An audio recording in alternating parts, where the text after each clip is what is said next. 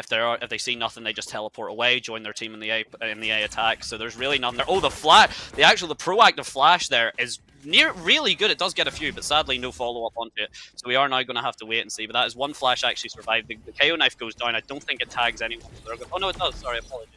So we're going to have to see exactly how it goes. Sova Dart here going to be really key if it gets food. Chicken Feet appearing out of nowhere, taking out Chromosome is good.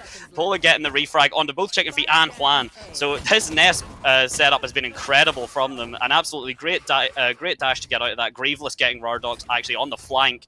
Rardox getting very cheeky there, and Grieveless probably actually saving his team from a potential upset. That was incredible. The Sova Drone's going to come out now, but that bomb's not down. That bomb's actually down all the way behind Sova. So we're going to have to see, can they do it? It's 10 seconds, probably not likely. No, Pol is able to get 3 onto Artie, and then Zevel's able to clean up Nayar. Even Nayar's able to get 1. Yeah, Dragon's Finger, they could make an effective push through that wall, but they're just such a solid defensive side there, and just knocking them straight out as they made walking through that wall. And okay, looks like we're going to have a couple more tech issues. You're going to get to see our pretty faces again for a couple more minutes. Hello! Yeah, that was possibly just a little bit of pixelation on the feed that they're going to sort out for us. But yeah, effective first round over to the Monsters, taking that. Yeah, no, very clean, very good push, very solid defense from the Jet on the top nest, though. That was absolutely crucial, and it can be so difficult when you are pushing. You do have so many angles to check. You have to clear under Heaven, you have to clear Heaven, you have to make sure that no one's able to swing from screens, and then you have to check nest. And if you make that mistake, and if if the order's not good and you clear maybe nest last, which I think actually the side of CES Dragons did, it does mean that you are going to have to be potentially dealing with 1, maybe 2 men down before the pushes even really start. And we did see that, the spike didn't actually even get the chance to go down because the hold was just that solid. Yeah, and we are sitting in this sort of Jet nerf meta, and you've really got to choose when you use that tailwind. And every time you see the tailwind come out at the perfect moment, it's quite satisfying to see, because often you can see the tailwind just completely wasted. And you want to be using it right in the middle of a duel, getting away and getting a new angle, and it was done perfectly on nest there. It was perfectly used, and actually a debate about the Jet, because it is interesting that you say the Jet nerf, because a lot of people have said, but interestingly enough, if you don't play Jet, or maybe you just haven't noticed, if you use the tailwind now, it's not how it used to be for people that didn't know. It used to be instant. Now there's a bit of a charge, but what that means is actually the dash is technically expended as soon as you start using your charge. So if you store up a charge and then get 2 more kills, you can actually dash basically back to back. So nice. if you are ready for that, or if you do think you've got a really good angle, Jet can do some really arguably better plays than possible before, even when it was just an instant dash. Let's hope to see some of that tonight. But you've got to be really beyond those kill streaks to pull that off, haven't you? 100%. But anyway, we've seen Reyna's just completely dominate teams. Why can't Jet do it? I mean, that dash is absolutely deadly, particularly in the right hands. Yeah, I've only seen in the University Valorant. I've only seen Reyna pop up once or twice. Like, definitely falling by the wayside unless you're using her as a Smurf agent. I think some people in the chat got really upset because they have experienced what it's like to be on the other side of that Smurf Reyna, as myself have I. It's not fun. No, not at all. But not that viable in the competition, to be honest. And definitely gonna it's okay. We'll be back in a second with the game. Going to be interesting. We don't really know which way it's going right now, so we're going to come back, and it's either going to be the Monsters steaming ahead in the defensive side, or maybe the bonus has been taken. We'll have to wait and see. I hope to hear a Thrifty. We haven't heard enough Thrifty in the tournaments, at least not for me. And I do like when Thrifties happen, because Thrifties can really, really make up for some scrappy follow-up rounds when both teams are essentially half-buying, or occasionally you might have a team that say, no, okay, we'd rather just wait for the next round, and then the other team might obviously go, right, let's push this advantage. And a lot of that can be very mind gamesy. So it does come down to as well. Icebox has a lot of places to push from. Icebox is probably one of the best maps in terms of, like, even if you are down a buy, you definitely have enough option to push mid, as Bigfoot was saying, or make something happen. Or teleporting. No Omen. You can teleport into kitchen is one of my favorites. To skip all that mid control, all those barriers trying to stop you get in there. But it is the controllers. If for both teams in this match, it is a Viper. So we're not going to be seeing any of that teleport, but the Viper, obviously, massive long wall. So very, very useful for these bigger sites. Oh, and what useful? Speaking of useful for bigger sites, the Viper Pit, and I think a lot of these games can very much come down to that ultimate specifically, depending on either how well you counter it or how well the Viper plays off of it. As both teams have a Sova as well, so if they do keep that kind of util and that information, they can easily catch out the opposing Viper. Or the opposing Viper can just play around all of it and absolutely demolish. And you just watch 5 people walk into the Viper Pit, and you just watch Viper walk out of it, and the round's ended.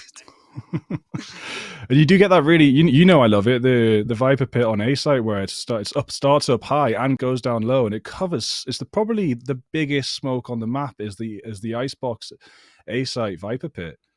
On top of 416, is that the one? Yeah, yeah. It covers so much of the map, and it's completely obtrusive, obstructing. Obtrusive, obstructing, and just really intimidating. I think is the best word. It's just so intimidating, you know. But occasionally we have seen some teams that do really like to just, you know what? We see the Viper wall. Actually, we see the Viper wall and or the Viper Pit, and we just decide, you know what, we're still going to push that, and that's really good. Particularly the Sova, as I was saying, that can really make it, you know, because a lot of the times, at least when I play Viper, it's very rare that anyone will contest the Viper Pit. They would rather just go on to the other site and try and make make ends meet that way. Really? Whenever I play Viper, I get my Viper's Pit completely invaded. different elos, different moods, though, isn't it? Like, but mate, I can't seem to keep a Viper Pit empty. I almost started to envy the Viper that just sits there silent for the whole. It can't afford, you know, definitely. Maybe it is just an elo thing. I've definitely experienced my fair share of both, but as I've kind of experienced it, I have noticed a lot of players that do, you know, or they'd rather even not explicitly not counter the Viper ult, but it definitely slows the round down. You know, because what you can have is maybe an over rotate. You can have the Viper actually, you know, drop in the pit potentially early if they, you know, if they think it's safe, and then you can have that push. And maybe you only have 10 seconds left for that push. But I have seen games where that has been the game changer, where the Viper has walked out, went to mid, the Viper ult goes down, then 5 people push in, and they're like, go, go, go, and then all of a sudden it's an entire retake for the enemy team. Yeah, that's really annoying too. But when I have been at that receiving end, I haven't seen too much of it in comp, because as you're saying, I do think the better thing to do if a Viper's Pit is down is just get map controlled elsewhere, because it is such a map controlling piece of utility. But yeah, you can just throw all of your utility into it. Be that the Fade Haunt, when you get the Terror Trail sending those Prowlers in, if you've got a Sova as well, that double initiator meta, where's that been? Might see that again. But yeah, it is possible to really try and force into the Viper's Pit, but I don't think it's advisable. No, I don't think it's advisable. And actually, what we did see here, we mentioned the Cypher not be the Cypher buffs, but unfortunately, there's no one pick Cypher. But another really key part of this patch that we are now playing on is Fade has been nerfed. There is a little bit of a utility now down. I think the Prowler's hitbox has been actually improved, because a lot of people were saying, there are sometimes that Prowler. Weird. Yeah, you've seen. I mean, I think both of us have experienced, and I'm sure everyone in the chat has that kind of feeling of just the Prowler sailing past you, and you're going, I probably should have seen me, but I'm really glad it didn't. And then you punish it, and then you kill, you know, and then the Fade goes, what the hell? They type in chat, and they're like, what the hell? How did you just get? And you're like, Prowler hitbox, man. What can I say? So that's been improved, but the Prowler, the actual the length it can go has been decreased, and its actual duration has been increased, and the bite takes a little bit longer now. So Fade isn't quite as fast as she was. Yeah, and since we've got the time, I'll just run through it to a T. So the Prowler's duration has been reduced from 3 to 2.5 seconds. The delay on bite after reaching a target 0.4 to 6. Hitbox improvements. Near sight duration on hit reduced 3.5 to 2.75 seconds. And they now fizzle out and no longer debuff, instead of debuffing the target if you teleport away, say Chamber or Yoro, I guess. So they can actually escape them now by skipping that, teleporting away from the bite. But the Nightfall, being such a powerful ult, has rightfully been increased from 7 to 8 for the cost. Absolutely insane. I mean, it made me chuckle when I read just hitbox improved. No further validation, just hitbox improved. Now leave us alone. Stop asking us about the damn Fade Prowler. Absolutely incredible. Yeah, I mean, I think what we might actually do, I think, just because unfortunately the tech issues are still going, so we might have to jump over for a little bit of a break. Hopefully not too long. But when we return, the monsters already one round up. And yeah, whenever we return, hopefully we'll get to see the exciting conclusion to that. So we'll hopefully see you in the not too distant future. Take care until then, though. See ya.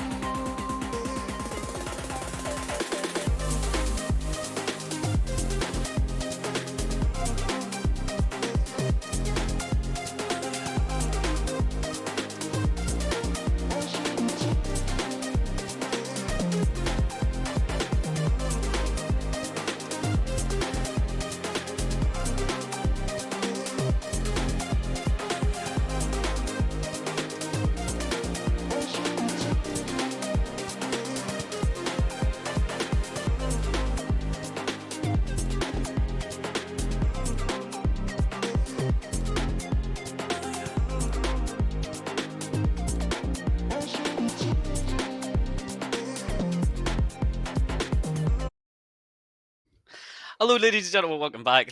Thankfully, a very quick tech pause. The guys behind there are absolute whizzes with it, so they're able to get everything sorted. So we'll be jumping back in momentarily. But yeah, it's first round. This is more for fun. Any predictions?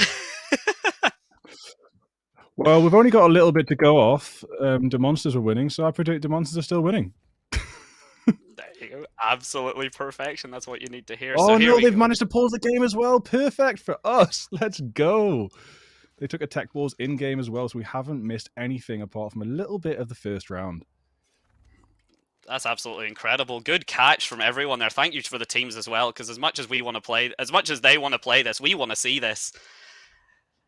So that's an absolutely generous pause for them. Thank you so much for that. And here we go to start off. The Sova Dart actually going to scan a fair few there, so maybe slow down a push.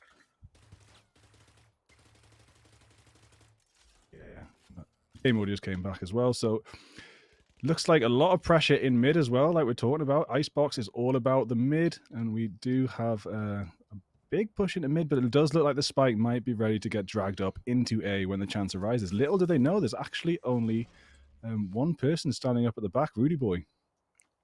Yeah, the KO sitting there, just keeping the A site safe on their own. I mean, I think it's quite expected, to be honest, that after that you would expect maybe a B push, and we're seeing probably what's happening there. Although the spike's still actually closer down to A, so it could be a split. I think actually, sorry, apologies. It looks like Dragons are going to go for maybe a split mid onto A push, which actually is going to be could be quite effective if they manage to get through this Sova. Oh my, but no, they don't want to even go past the Sova. They'll decide to just take Kitchen themselves. Chromosome unable to unfortunately take out 3 people. The KO knife is going to go down, at least identify 2. They obviously already know they're there, but Z-Evil actually getting a great pick on the Salmon as well, all the way up with a flank, coming in all the way from behind Kitchen to do it. Absolutely incredible, evening it up before it even really started. Yeah, Chromosome as well, playing very tentatively with the wall, which is a good thing to do because it does have like about a 40-second time on it. If you can get it down to the 40-second mark, it's going to be there for the whole game. But left that a little bit too long and got taken down by the double peak. Yeah, absolutely. And actually, we didn't even mention the timer. There's about 20 seconds left, and I think CES realized that, so they immediately collapsed onto A and got the plant. Thankfully, with very little to no resistance, but now they do have to take. Now we do have to follow the side of the Monsters getting the retake. The KO very far in the flank there, but maybe even too far actually. We'll have to see. Graveless able to get Rardogs, immediately Nair getting the retrade. Bullet and Zevil able to get the both of them underneath health, so they just have to find Nair, and that is it. They have found him. The Monsters with a quick 2-0. Wow, really, really good retake. And I'm glad we didn't miss that. 100%. Great stuff. So, CS Dragon's going to get the chance to get their rifles out, and Demonster's probably just on a bit of a save. If we can just see the guns, and we're going to... Yeah, there's going to be one rifle in the hands of Polak. Polak currently top fragging as well, so that could be quite a threatening rifle. Is also only 1 point away from the Blade Storm. I think as well. I mean, 5-0. Polak's definitely seeing it and feeling themselves today. Let's hope they can keep it up. I mean, well, let's hope for the sake of a good match. But I mean, CES Dragons obviously hoping that he immediately proceeds to whiff the entire magazine of the Vandal and donate it very kindly to them. So we will see if that's the case here. Yeah, I mean, very good, very solid default plays here, I must say. There's not been too much 5-man, let's just push a site. There has been, let's see if the teams overcommit. Let's see if we can see anything first. And I think that's a really smart way to play Icebox. It's a really patient way of playing it. Even though you can, if you do decide to do some steamrolls, you can very much do it. Yeah, for sure. And we're going to have to see if that does actually work out now they have the full rifles, because being split up against smaller guns is actually when you can reach some problems. If the enemy team are stacking at all, but also the enemy team are playing quite composed and default as well. So the chances of that happening are pretty slim. Is that we do have 3 attackers pushing up to Grieveless on the B site. So it's actually going to be the attackers outnumbering that Sheriff. We'll have to see. Can Grieveless make some really good shots? The swings are about to happen. The Viper Orb goes down. The Sage Wall is going to go down as well. Juan absolutely protected and cuddled and nursed in there. Able to get the plant down. No issue. Get out as well. That is actually a completely smooth push from Demonsters. Not a single moment wasted. Or a great push from CES Dragons. My apologies. Not a moment wasted. Spike simply down. And now we have a 5 versus 5 retake. Obviously, the gun's going inside of CES Dragons, and they're using them to great effect. That's 4 kills. Oh my, are we about to see a flaw? Polak actually stuck between the Sage Walls, kind of trapped. The Sova Dart kind of doing some bit more damage, but Chicken Feet following it up. Absolutely incredible. Yeah, those double walls on B side can get so fun or funny sometimes. Yeah, that was a little bit of both. Unfortunately, Polak not going to get that diffused down, but sitting steady with the Blade Storm and coming in for a full buy round against the full buy, hoping to try and take it back a little bit. Really good use of util there to get B-site. Some good util use to try and get B-site back, but it just wasn't quite enough. Yeah, no, I mean, very, very close, but I mean, a flawless there. I mean, I think definitely going to be happy with that one. So now we are seeing what looks like a bit more of a kind of standard full stack up. As you were saying, actually, Polak already coming in. Oh, with a Viper behind him as well. The Blade Storm is just out. You might be able to catch someone. No, thankfully for the side of CES Dragons, they don't know, but they've just walked away from what could have potentially been a very deadly jet ult. The knife scan's going to come through and push out Zed Evil. So actually, the site at the moment is clear. The Sova Drone's going to do some damage as well in terms of the information. Viper maybe going to get caught in that chamber trademark at the back. They know it's there, and I think that means Dragons are about to figure out that at least there's one flanking. Oh my! Wow. Chicken Feet with a fantastic nade and follow-up on headshot onto the Rudy Boy for the KO def. Rardox getting Polak as well, but now we are seeing that CES are aware there is flankers. Polak's already actually even down. The chamber trip's only going to go off now. I guess the Cloudburst was used to stop that identifying them, which is obviously a fantastic play. Chromazone and Zevil really trying to get onto the site, though not finding much at the minute, and that time's ticking down. Juan with a gorgeous shot through the Viper smoke there, absolutely, basically using it as a one-way, and I think the Monsters have decided, yeah, we're going to give them that one. That was well played from them, and we'll give them it. Yeah, there was quite, it could have been a threatening flank coming out from Polak and Grieveless, but as soon as Polak went down, I think Grieveless did do quite a big IQ move just to walk away with that gun to keep that economy running for them. The threat was there, but once the Blade Storm was taken out, also a Vandal with it, might I mention. I think, well, sorry, I didn't see the Byron entirely. I might be incorrect with that, but definitely the right choice to do to walk away with Grievous's Vandal as well. No, I think 100%. I mean, at that point as well, really smart, obviously, to Cloud Burst over the chamber trip, but we have noticed a lot more kind of, even if you do have a tripwire, hanging back regardless. Because you obviously you want to hear if the smoke goes off, or if you want to hear an Omen TP past it, if you want to hear, whatever there is. So a lot of people have started playing next to their trips, even with, obviously, the entire purpose of the trip being the anti-flank. Oh, Chromazone sending a Sage Wall down on the actual ground instead of just through tunnels. That does block off a little bit more. Not impossible for a Jet to get past, though.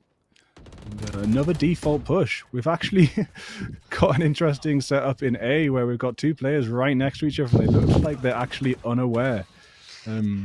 That's Naya on the Sova, and now we do have Rudy Boy pushing around. Rudy Boy is pushing around. Is Naya going to turn around or not? No, they're not going to be ready. Just push past the attacking Naya. That's incredible as well. Polak reading that and swinging from under tube, a gorgeous read. Unfortunately, actually not able to do quite enough. Rardox and them immediately getting a 2-man follow-up. Polak doesn't like, oh my, deadly with it. Rardok's TPing into Volak's side. That's an easy headshot. And Volak immediately halfway to another Blade Storm. God, and that is, you know, when you make these silent pushes as a defender and you're missing an attacker sitting back there, you can end up in some really awkward situations. And of course, Naya took down Rudy Boy once Rudy Boy started sending shots. No, perfect. But I will say, genuinely, really well played. Actually, Rudy Boy, even if they were only good for the 2 there before getting killed, I think that really opened it up for them. Polak immediately reading that as well, swinging off the middle of tube. That's what I'm saying about this kind of teamwork and this cohesion, to be able to read that and swing off your teammate, even if you can't get the perfect angle. Polak did something real nice. Chromazone are going to try and get some shots through the Viper orb, but it's actually no one's actually pushing mid. It's more of a decoy. Mid is actually just being held. It's interesting, but again, the defender's not making that push down from mid. And it looks like it's going to, so far, going to be a B execute, but they're not leaving mid or A unguarded. So this is, again, really interesting default play. Very nice and controlled by CS Dragons. And just got to see if the Monsters are going to pick up on this A push. There's still no information handed over to the Monsters yet. They're doing it so tentatively. But the rotations is actually coming around now. So there's going to be full 5 players on B, but the Monsters starting to look around the map, and again, just leaving Grieveless on site alone. Very scary when you're the Viper. I mean, Viper definitely has the util to keep that site all on her own, but here we have it now. Actually, CS Dragons doing an amazing job of baiting the Monsters back on the A site, but maybe playing a bit too tentatively, allowing the rotate to basically complete all the way again. Jed obviously staying in the background to make sure. Juan just going to tank the snake pit using the wall. Probably a really smart idea. She does it with self-heal. She does have her res, so you do want to be keeping the Sage up as long as possible. Obviously, Dragons can make something really incredible happen out of that. But once again, we are seeing a lot of these just post-plant 5v5s. There hasn't been much in the way of, you know, picks coming out from, aside from last round, we had obviously picks coming out from mid then, but the otherwise it's just teams playing really tentatively. Speaking of picks from mid, Salmon's only able to get one. Polak with an excellent flick back on. Rudy's able to get a duo as well on. Absolutely perfect. Polak unfortunately not good with the flicks on that. Rudy's able to get Juan and Grieveless with the last kill on the chicken feet, and that's going to put the Monsters up 4-2. Yeah, Salmon could have got a lot more off the back of that, but there was a flick that just took them down so fast.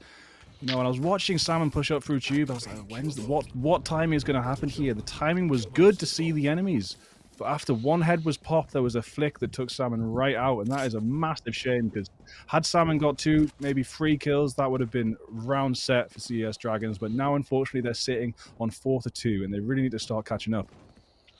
They do have, at least thankfully, even if they are kind of falling behind, obviously the one of the most important things about Chamber is the man can get an op for free on the save rounds, which is absolutely incredible. So there's no counting CS Dragons out, literally just from that Chamber side alone. There's no counting them out anyway, because I'm sure we're about to see some incredible stuff. But yeah, from the side of that, even that util perspective as well, the ults actually for CES Dragons as well. The Sage, the Res, obviously we mentioned it last round. The Snake Pit, absolutely terrifying to fight against, and the Sova shock as well. So CES actually have quite a bit of the ultimates here to really make a push work, and hopefully they're able to get good value out of it. Yeah, for sure. We do have Chromazone on mid again, and there's been someone spied. I think they're aware that there's someone in tube, but they're not quite managed to get this wall pang off. Chicken Feet's taken a tiny bit of chip damage, a little bit more there, but still as you not say. enough. Yeah, just a tiny bit, a little bit more, but mid's heavily dominated by Dragons. They're looking like that was the route they want to take. And more importantly, it looks like it's the route they still want to take, even with Chromazone here. So we're going to have to see a couple of shots there. Grieveless actually getting Rardox there, unfortunately, for Rardox. Absolutely gorgeous shot from Grieveless all the way back there. Fantastic work from them. And that's actually going to stop the B push there. So now they have to decide. CES, only 35 seconds left, and they haven't covered any ground. They've only lost a player for themselves. Viper actually looking up tube there. Nair's trying to get the op off of the jet. It's not going to work. Zeevil and Salmon's just in their little fight in tube. Juan's able to get the pick onto Rudy Boy as well. Rudy trying to clear out the site for them. So that is now at least evened up for the push in, and it looks like they're going to at least CES Dragons get the plant, even if, at least, sorry, I was going to say even if nothing else, but that's a very pessimistic way of looking at it. Yeah, the Rudy Boy pick was absolutely crucial, but Chromazone is coming straight back in, getting Quan as Polak takes down Chicken Pick. Chicken feet with a pick. Oh no, there's nowhere to run. Polak getting it half though, which is actually really good for them. As soon as that Sova, yeah, that's it. Unfortunately, there's no positioning really. Oh no, is the spike planted for them? I don't think it was, but it doesn't matter anyways. Evil's no, the Sage Wall's there, keeping it safe and cozy. Once that Sova was used, CES Dragons unfortunately didn't have much in the way to stop the monsters just taking that spike away. Yep, and although Polak was taken down, that op is still in the hands of Team Monsters because it all happened on site. There was not too much distance between them. Another really, really good retake for Team Monsters. CS Dragons doing okay getting hold of the sites, but not doing too well in keeping them down once the spike is planted. Still sitting with 2 ults after losing Nair's Hunter's Fury. But now we also have Grieveless sitting on a Viper's Pit. So we were talking about that when we had a bit of a tech pause earlier on, getting that Viper's Pit down, and my favorite place to put it is A, and we do see Grieveless moving over to A. Oh, it's just dirty from Polak. Polak is definitely feeling it. And speaking of Viper's Pit, there's definitely not a Viper's Pit from... Oh, never mind, hush my mouth. Juan using the res actually very effectively there. I'm surprised, to be honest, that we didn't see a bit of a hold there for the res, but maybe just not expected, or maybe they're happy just to let him get back up. But anyway, we do have the Viper Pit actually already down from the monsters on the side of A, and it looks like they have analysed it. Look at this positioning from Grieveless. Look at that. How intimidating is that to try and push into, with Grieveless so ready as well. The Sova Dart on the way is going to come out. Is it going to see Grieveless? It's gonna miss. It doesn't see Grieveless. No, it doesn't. Grieveless repositions in panic. I think if Grieveless had stuck where they were safe. And now getting pinged, they know exactly where Grieveless is. Is it enough? Chicken feet, unfortunately, actually letting Grieveless get out. And the spray down, 416. Grieveless is neo-dodging every single bullet to try and keep this Viper Pit down. There goes Grieveless. And they have traded Viper Pits now control. Rardog's getting some good picks. Evil, though, actually taking out the Viper Pit of the attack as well. Both Viper Pits used, both taken out. And none actually just being the deciding factor for either team. Evil just being stuck, slowed mercilessly. Chromosome actually able to bail him out, and that has done fantastically for them. 3 versus 2 CES. Oh, Rardog's with a fantastic flank, and Nair picking up Evil as well. See, this is one of the decisions you have to make as a defending Vipers. Do you put the pit on the entrance, or do you put it on the actual plant site? And as you can see, if you do choose to put it on the entrance and the opposing team manages to make their way through, they're just laughing at you like, well, we're past it now. We don't need to go back in there. And they didn't. Dropping their own Viper's Pit as well, but after making their way through Grievous's pit, Salmon's got put up and then taken pretty swiftly down. But fortunately, that did not lose the round for Dragons, and they're starting to make a bit of a comeback. No, absolutely. And what I wanted to say as well, I'm really heartbroken for Grieveless, because if Grieveless had just stuck to their guns, I think they were avoiding that Sova drone. I don't think, yeah, I think Grieveless actually... That could have been a 4-5k, you know, that could have been absolutely insane, but... Yeah.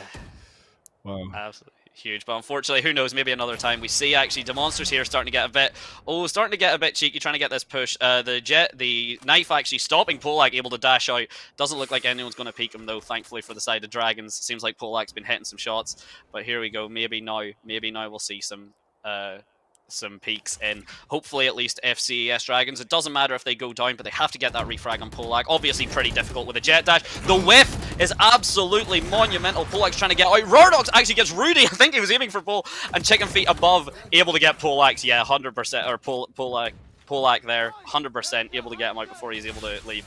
And I am the Hunter, stopping the plant, actually getting half HP. Actually flicks over to yellow and gets 80 HP off on Rardox as well. Really effective usage, even if not a kill.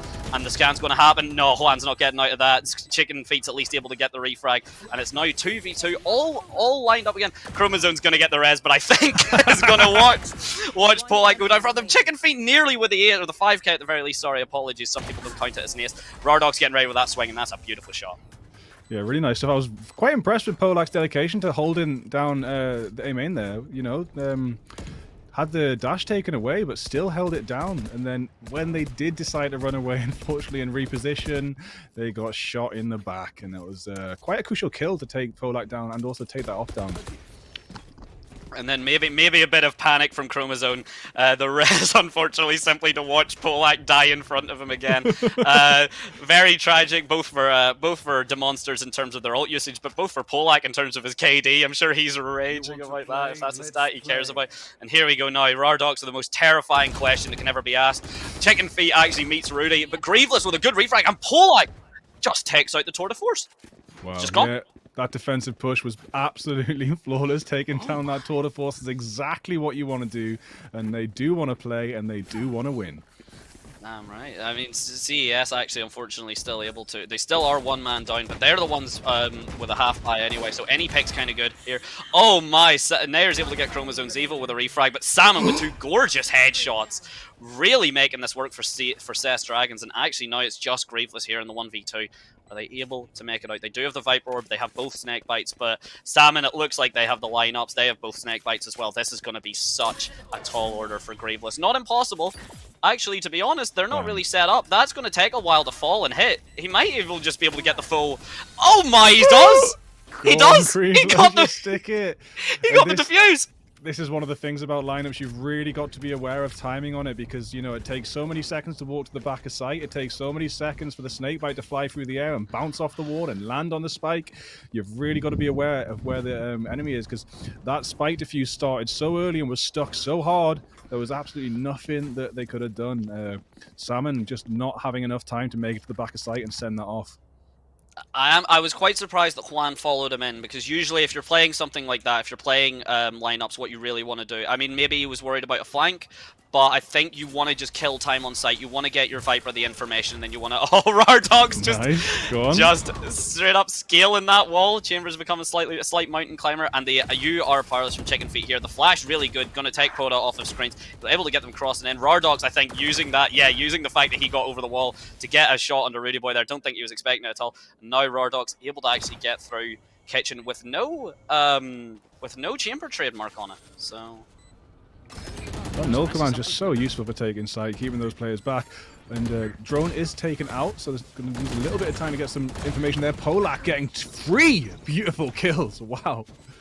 Absolutely incredible from Polak, really showing off. I think Juan gets the pick on his Evil, Graveless get the refrag onto Juan, the Crowburst is going to come down, the defuse is going to go to half actually, but Vardox knows where Graveless is. This is all coming down to a gorgeous shot, and that's going to take us 6-5. Wow, and as Dragons were, you know, on a little bit of the back foot, being asked some pretty awkward questions from Demonsters, they really managed to get the answers they needed to come up on top and catch up. Polak, shown to be a really threatening player in this game so far, is sitting on the Bladestorm for this last round in the first half. And we do have another Grievous Viper pit, but going to be Salmon needing 2 more points to do a Countess pit again. So it is possible we'll see a double pit in this round. You know, when you're that close to the full ulti, you might want to just go get an orb, make sure you get the first kill so you can pass it off. But Nair also sitting on the Hunter's Fury as well. Hunter's Fury as well, I think really important. Dragon sitting on the res. Polak with a very aggressive push in with the knives. We've seen some dirty work come through. Not able to land them, unfortunately. Going to have to get out there and does take some... simply does just take the L and leave. The knife from Chicken Feet actually would have taken the jet knives out of commission, but was destroyed, so there's not going to get any information there. The slows have been absolutely fantastic from Dragons this whole way through. You cannot be denied. Rardog's able to get Chromosome, but unfortunately not ready for the Polak swing. Gets traded. But Dragons having the res actually here might be really crucial. That's huge. Polak, though, maybe making it not matter. Gets the kill on Chicken Feet. Polak knows where that is. Zeevil actually stopping Rardog, standing back up, unfortunately for him. Nair's able to get the pick onto Rudy Boy, but Dragons still at least being able to play off this post-plant Sova. But it might not be enough. It really might. Oh, actually, never mind. Juan's able to just get the Spike Diffuser, get Polak as well. Might not even need the Sova. Oh no, Juan just saying, who needs the Sova Dart? I'm a Sova Dart. Really good stuff. So completely evened out in the first half. You know, Demonsters were starting to challenge CES Dragons in the retakes, but Dragons just started to really pull it out and hold those retakes down. So switching over sides with a completely even score is going to really be how they can manage these roles now this flipped. We do have the Chamber switching over to defensive side, which could make quite a big difference. Of course, once you got the spike down, you kind of are defending. So Rardog did do a pretty good job of that at times. A lot of defense did come down to Juan in that last round, though. 3 kills. Really good stuff. Yeah, no, absolutely incredible. And we do see here, obviously, Polak might be able to do something even more incredible. 19-10, with the closest being Zeevil on 9 and 7. So a clean 10 kills, 2 aces separate Polak and Zeevil. Absolutely incredible from them. So Polak has definitely been pulling their weight. And really, they are making sure that these rounds, even if they are close, these rounds are going to the wire. And that hopefully the Monster is able to take more of them than Dragons. Ooh, a very, very interesting defensive push that is actually going to backfire quite hard. Is Salmon going to go down as well?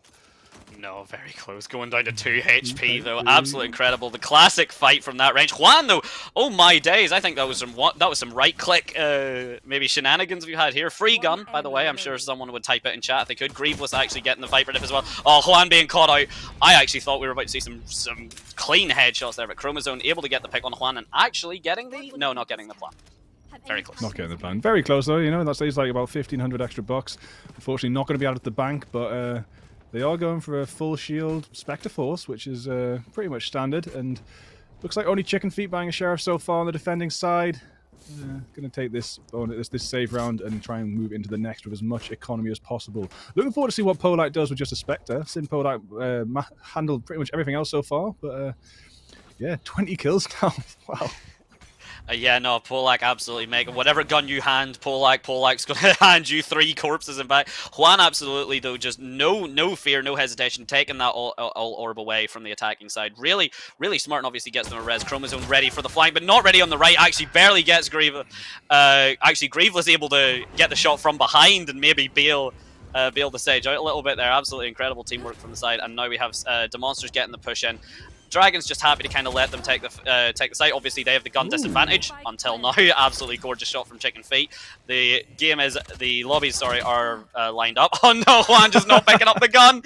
Oh no, the stab in defiance as he goes down. That's so heartbreaking for him. Actually gives the side of the numbers advantage to the Monsters now for this retake. So, or sorry, for this defense. So we'll have to see. Obviously, they know where Chromazone is. They'd have the Rafters advantage. Grieveless versus Nair. Who's going to win? Grieveless would hope so. Yeah. Gorgeous shot from the Spec there. Rudy Boy's able to get Chicken Feet and actually gets Rardox as well with the flash. Beautiful defense. Yeah, and some really good space taken there on the side of the Monsters. Just unfortunately, Polak once peeking out the back of Heaven met the site at 2 different pistols in 2 very different locations, so it would have taken an extremely accurate spray and spray transfer to get both of them down, and unfortunately Polak did go down. But then when Juan tried to go and pick up that gun, get shot on themselves. Yeah, heartbreaking. Little swing at the knife in the air. They'll never take our freedom. Dead. They'll may take our lives, but they'll never take our Spectres. Oh, absolutely amazing. Nair immediately with this. Oh, actually, the Sova Dart gonna ping Polak, so they know he's on top of Tube. It was destroyed just slightly too late. No stage wall on the Tube though, obviously. Actually, not obviously. I guess we could have been seeing it, but the trademark is up there anyway, keeping the Sage wall nice and safe for either post-plant opportunities or maybe just a bit of a grim wall, depending if we'll see it. Juan definitely showing that they have the capacity for it. They're very careful. They've got the read that something's up, but can they get the time? Rudy Boy's actually able just to barely sneak into 410, and Zevil's going to follow, and that's Juan, I think, sensing something's happening, has dropped off and even made noise. But I think Juan's about to get flanked here all the way from Rudy Boy. I don't think they realize they do not. Juan goes down. That's actually Demonster's able to take the A site. The flash is good. Gorgeous work together there, but Polak able to get the gorgeous work there. Chicken Feet actually getting Viper, I think, completely separately. But that flash is gorgeous. Polak, though, showing off more of that gunplay that we've seen all game. Yeah, Polak swapping a Sheriff for a Vandal and just really making use of it. As he does get a beautiful headshot on a Rudy Boy, and Polak does go down. Wow. Gorgeous 180 there. Yeah, gorgeous really 180 nice there. Gorgeous 180. Really good awareness. Demonster's gonna have to make something happen. Oh no way! I can't believe the nades didn't get him. I can't believe he got as far as that. The vulnerable plus the KO nades, absolutely crazy. And CES Dragons with fantastic util usage. Is he gonna? There you go. Hey. Hey, go get it. Plenty of time. There's plenty of time. Yeah, Sage Wall not going down immediately in that round, but I am personally a fan of saving it until you got a bit of info, because you drop it right at the start of the round, it's going to be gone by halfway through. If you get the location wrong, it's kind of just a waste. I do feel like you want to know at least a little bit about where they might be coming from, so it can be done through reads, but a read can be conditioning, and you might make a mistake with that too, so I definitely appreciate a Sage that's going to hold onto that wall just a little bit longer. That's the thing. Having the chamber trademark on Tube, it means you really can do it with very little fear. I mean, you know, as soon as Rardox gives the call that the chamber trip's gone off, that can be a completely different change, because at least you know one's kitchen. You expect maybe a mid push, and you're likely going to see a B push if it's been quiet. The KO knife going to come through at least, I think, scan 3, maybe even all of them. So that's going to be absolutely incredible. I think it has scanned all of them based on this push from Rardox. He knows that they're all in that room. He knows that mid is safe. The Viper's coming back, obviously, to check for the flank. So it's going to depend if Rardox finds him. or if the Viper finds him first. Oh, Grieveless, perfect shot under Rardogs, getting that, cleaning up that flank. Grieveless obviously doesn't know that that's the only flank there. The Jet Dash is going to come on. They've got control of yellow really good, really well. Chicken Feet with a really with an attempted really clutch flash, not finding anything. Zeevil finding Arte, and that's the Monsters actually on the B side with 2 picks.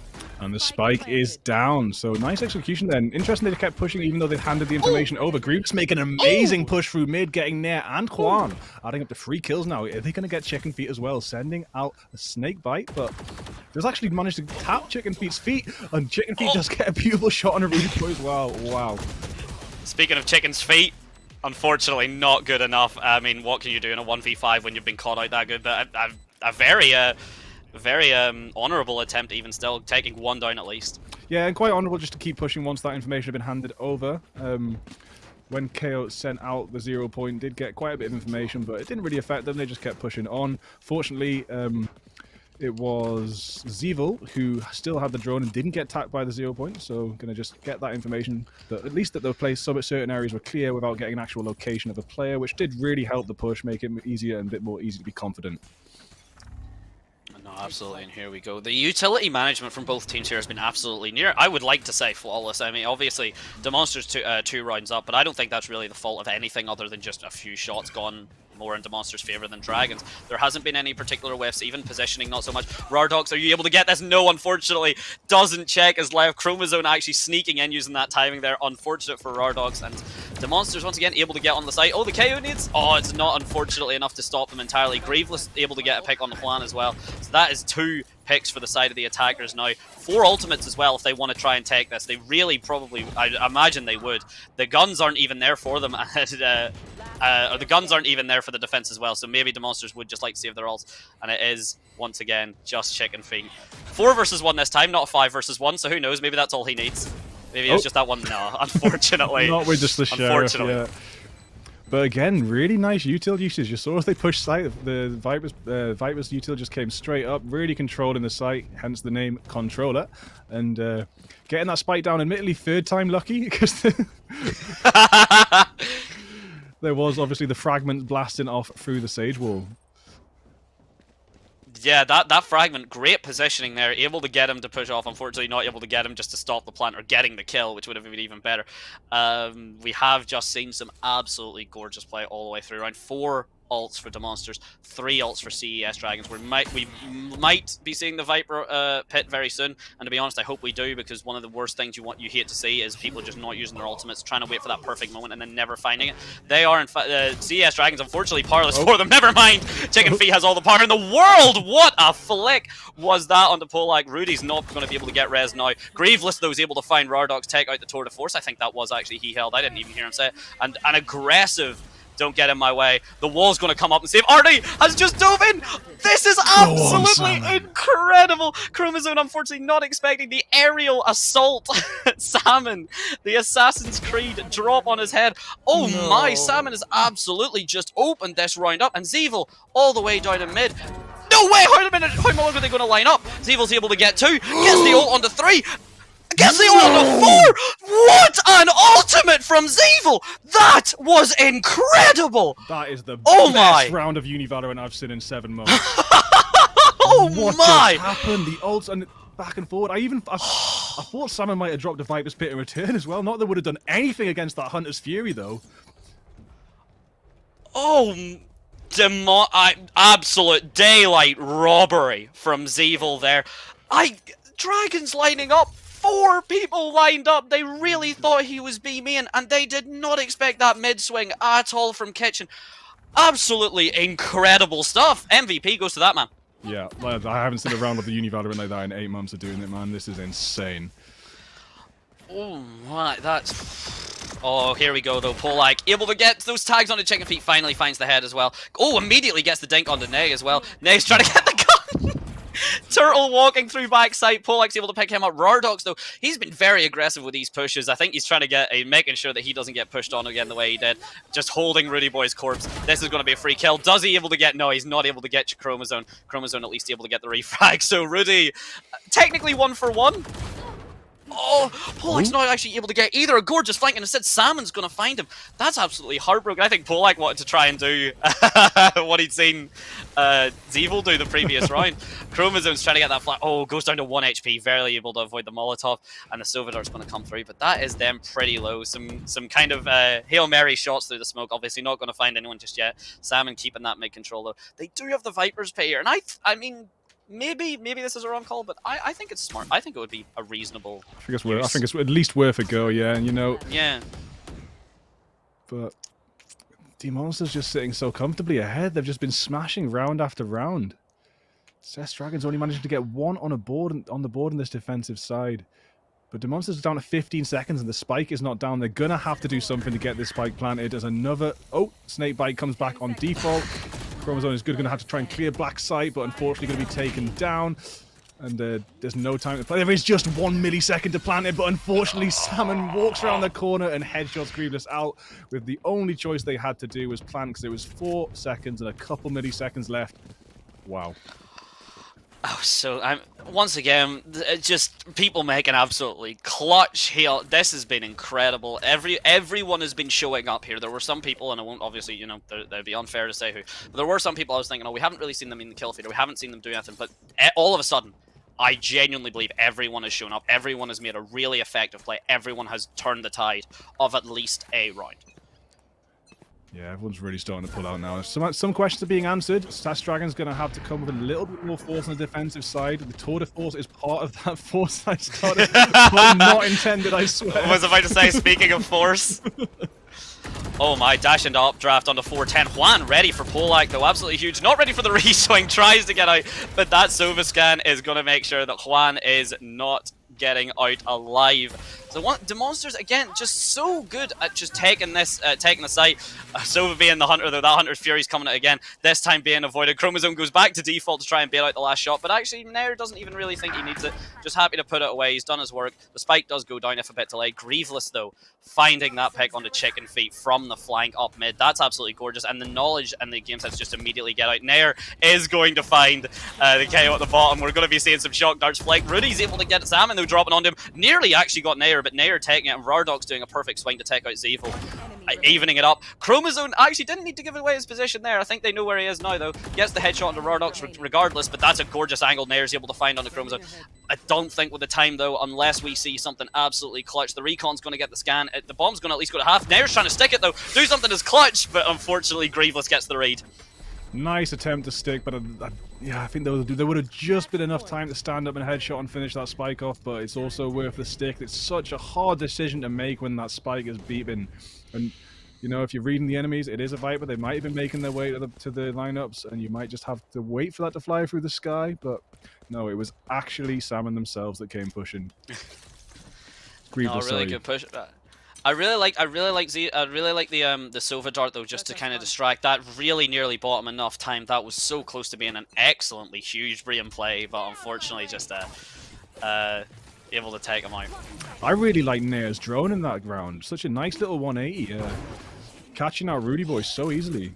Oh my, Polak not wasting any time getting this flank. I don't think Nair's expecting, Chromosomes to be in there. I don't think Nair's ever going to clear that. The bike's already been down. I don't think that took less than 15 seconds. Juan actually swinging in front of Polak. Polak nearly whiffing, but able to find the shots in the end. Zeevil getting their shots onto chicken feet as well. Salmon having to make use of just this Sheriff against Zeevil, but it's doing okay. Got scanned. The rebound molly is there, but Zeevil, unfortunately, just with a gun diff, is able to get it. Vardox is able to clear Polak though out of kitchen. He knows roughly where Zeevil is, but Zeevil finds him out, and that's the game. That is the game. Demonsters just wanted to take that final round with absolute authority, and they had no problem doing so, just marching onto site, dashing into a cloudburst, and getting that spike down in, like you said, about the first 15 seconds. Such an efficient final round for that. Demonsters walking it away with the win. Yeah, congratulations to Monsters. That's absolutely incredible. And if I'm right in saying as well, that's actually it. We have congratulations to Monsters, and now we'll be jumping over to obviously the 13th. So congratulations to Monsters for winning it. And now we'll be jumping over to a break in just a minute, and then once we return, we'll be having our second teams. Actually, Bigfoot, would you by any chance know what the second teams are just yet? I ain't got them just yet, but it's just worth noting that puts the Monsters onto 9 wins, which should put them pretty solid in the top 8. There's a ton of teams sitting on 8 points right now, so that might be the bulk of the teams that are going to be doing the tiebreakers tomorrow. So hopefully for the Monsters, they're going to be sitting comfortable without having to do any ties tomorrow. Yeah, no, gee, I mean, the tiebreakers, obviously. Maybe they're very comfortable in them. Maybe they'd be happy enough. But I will say, obviously, you would rather just take the win, move on, be able to refresh yourselves, come up with any new strats, and then get yourselves ready for the finals. But until then, yes, I believe we are going to shoot over to a little short break now.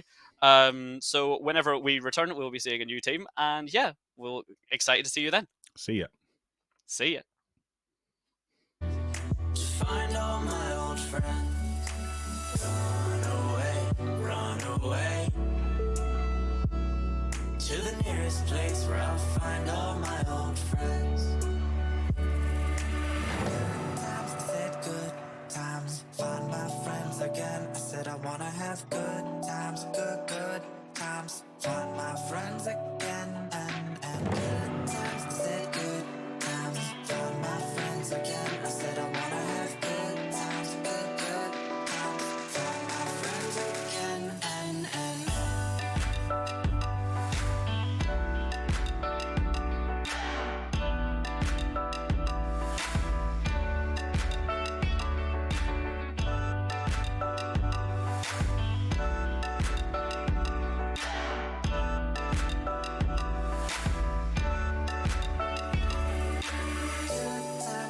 good times, find my friends again. I said I wanna have good times, good times, find my friends again. And good times, I said good times, find my friends again. I said I wanna have good times, good times, find my friends again. And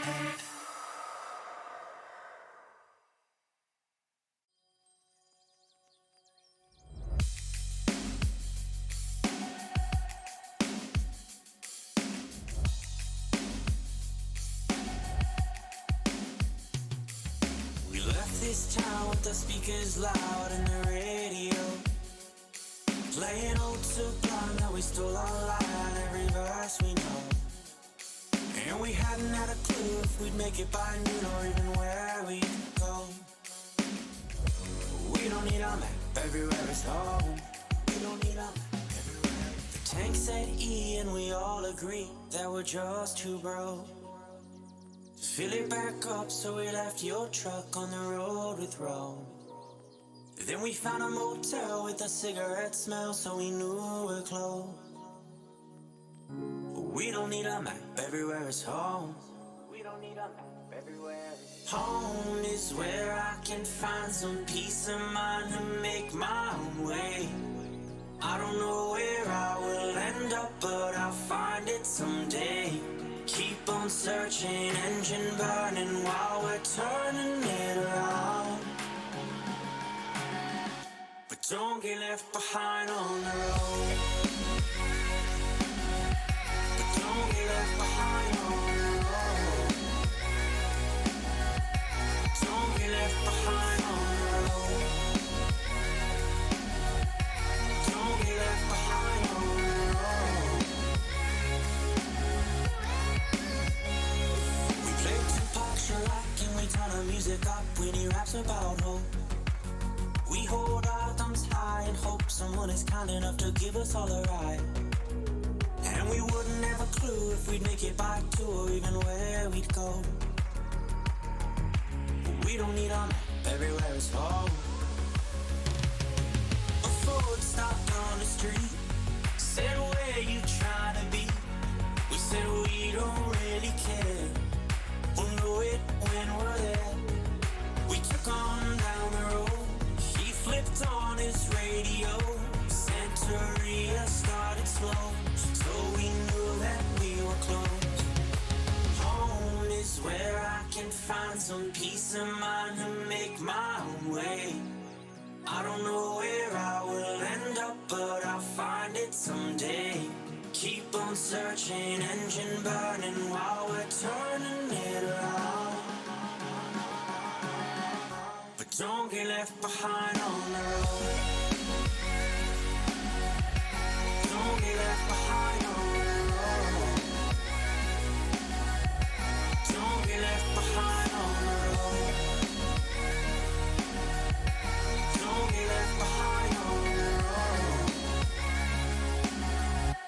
Don't get left behind on the road. Home is where I can find some peace of mind to make my way. I don't know where I will end up, but I'll find it someday. Keep on searching, engine burning while we're turning it around. But don't get left behind on the road.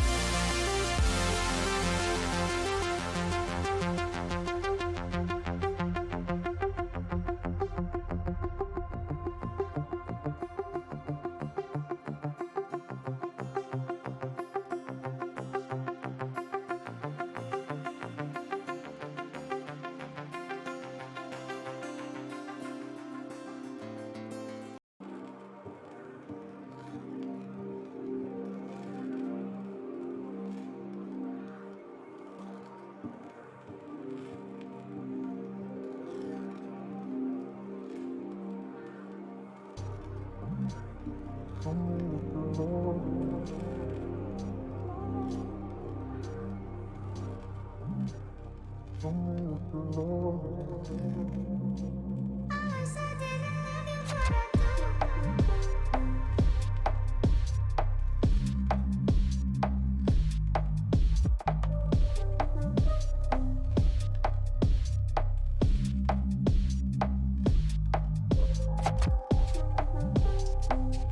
that you love me.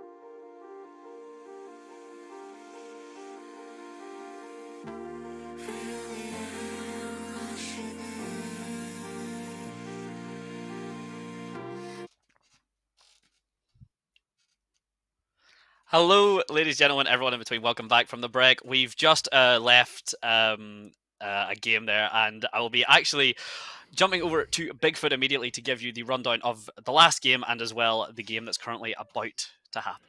Yeah, that was absolutely insane, man. We just saw one of the most insane rounds I've seen in University Valorant so far. Some really powerful players. Polak with a 26 kills on the Jet. Really, really nice stuff. Some excellent ult uses. Consistently amazing utility usage throughout. And that was just a really, really fun game. Moving on now, we are moving towards Portsmouth Paladins versus Foes Fangirls. And I had to do a little bit of research for this. That is not the Vietnamese dish. That is actually the IGL called Foe. So that looks like a team that's going to have a lot of respect for the IGLs, which might be a good thing. There's also a lot of pressure for Foe, you know? Actually, I never thought about that. Per Foe having to carry everything there as well. Yes, and of course, if you are just joining us there, if you did miss the last game as well, this is the last week of the Swiss before we move on into the finals next week. So very much all exciting to play for the rest of the teams here. I believe, Bigfoot, you were saying there's one team on 10 points, and then the rest of the top 8 are on 9. Yeah, well, before tonight there was a LGMU, really amazing team, quite rightfully sitting on 10 points. The Monsters, who we just saw win, they've been bumped up to 9, so they're sitting on 9 with Cardiff, UCL, and PSZ. But like I said, this is the scoreboard before tonight, so some of these might have changed. So it's looking like there's going to be a whole bunch of teams stuck on 8 wins. There's going to be a mass round of tiebreakers tomorrow to see who can get bumped up to 9 to make it into the top 8, which is the prize playoff pool. It's going to be double elimination. And the top prize being £500 Amazon vouchers, second 300 and third 200, getting split up between the players. Foe's Fangirls will probably be giving all of that to Foe, I guess. So Foe will be walking away with $500. Lots of respect for the IGL. Oh, I think maybe that was Foe's play all along. Absolutely perfect. We are actually in the minute. We've just got a word from the news from the powers that be. The map ban and the map picks are happening are happening as we speak. So hopefully we won't be seeing or we won't be waiting too long before we get into the action. The last map that we've seen, once again, if you did not join us, was Icebox. It was a 13-8 victory. It started off very close, and then it just kind of trailed away. I mean, as Bigfoot was saying, we had some colossally big plays. Oh, and there we go. It looks like it has just came through. Bigfoot, if you'd like to take the beautiful audience. We were just saying off stream we wanted to bind. So, yeah, that is Fangirls banding Ascent, Breeze, and Pearl. Paladins banning Fracture and Haven and picking Bind. Portsmouth starting on defense. They must ban. Okay, so we're on Bind and Portsmouth on defense. It's going to be interesting to see. I haven't seen Portsmouth Paladins or Foes Fangirls play yet. There's so many uni teams. I haven't had time to get to know them all, even about 6 to 8 months of doing this. But really looking forward to getting to know all these teams better, and especially, of course, the teams that are sitting at the top of this leaderboard. Oh, we've seen some really deadly stuff from them as well. So we'll be seeing 2 new fresh teams hopefully coming up with even more deadlier things. Who knows? I've been saying the human highlight reel. We have yet to see someone quite to that caliber just yet of someone that can do that flashy things. But maybe at this point we are at that caliber where unfortunately the human highlight reel simply does not exist because everyone's a walking, talking human highlight reel. So we will definitely get to see. I mean, Bind obviously as well. I think. I mean, everyone knows Bind. Bind's been around since basically the start. Like beta as well, like Bind is we've never known a Valorant without Bind, which is weird saying that because obviously everyone thinks they've never known a Valorant without Ascent, but Ascent was never in the beta, so it's quite interesting to see how it's evolved. Ever since Raze had 2 grenades that did more damage. I didn't play Valorant back then, but I've read about it. There was for anyone that's played any Overwatch, the Bastion ultimate just mortar strikes down below that one paint shell just consistently refreshing. That was a terrifying time. Yeah, a lot of funny ace clips from back in that day, but luckily things have been more balanced since then. Ray's still an extremely powerful pick on Bind, but fortunately not having that high damage double nade combo.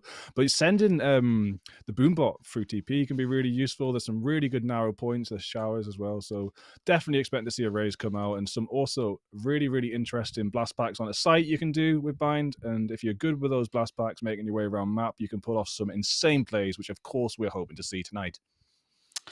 Null flights, anyone?